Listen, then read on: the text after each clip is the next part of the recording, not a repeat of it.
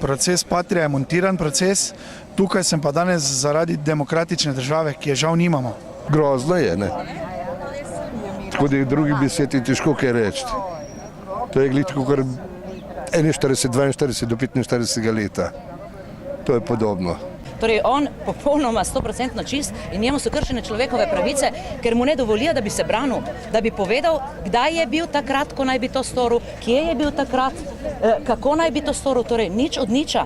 In to je dejansko kršenje človekovih pravic ali ustavne pravice vsakega posameznika, da ima pravico do obrambe.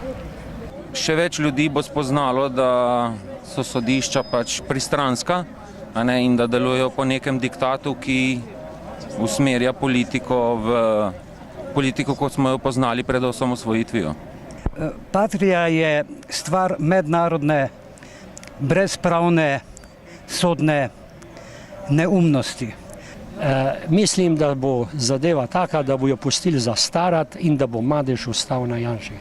Če bo do tega prišlo, pa ne verjamem, čisto nobenima več, ne sodišču, ne nobenima, pa so res.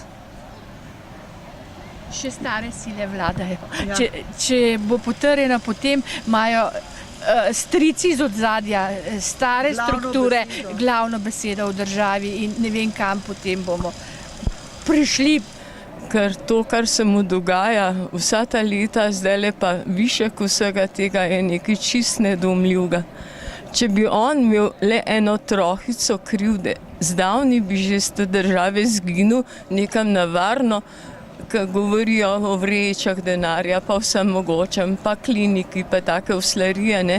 Če bi bil konec tega res, bi on tam že zdavni bil lepo na varnem.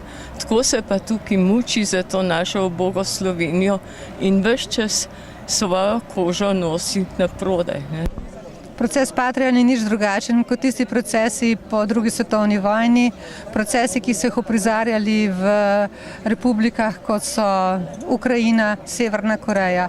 To je zastraševanje ne samo Janeza Janše, to je zastraševanje vseh nas. To pomeni, če nisi z nami, si proti nam in to pomeni, da si drugorazredni državljan.